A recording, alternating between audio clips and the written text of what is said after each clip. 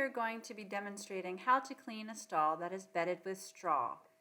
We use straw instead of wood shavings when we have broodmares and foals on campus as part of our equine reproduction class.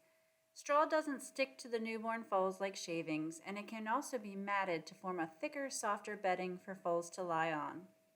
First, gather your supplies.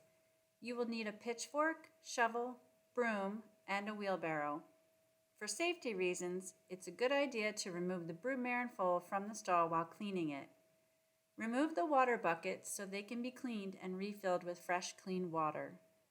Start by sifting out the clean, dry bedding and banking it against the wall. We will use this later on when we rebed the stall. Remove the soiled and wet bedding by placing it into the wheelbarrow. You can stack soiled bedding into layers on the floor so that you can remove more stall waste in a quicker fashion.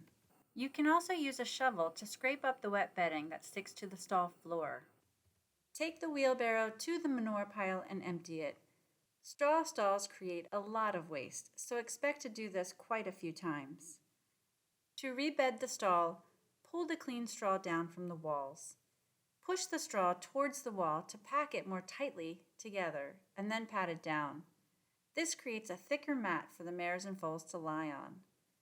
Use straw from a new bale to fill in any empty spots. Cut open the bale of straw and throw away the baling twine.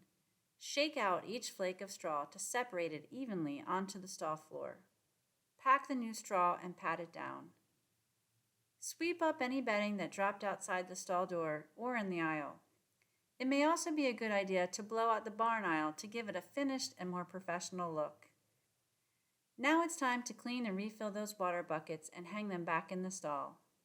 Finally, bring the mare and foal back into their newly cleaned stall. Great job!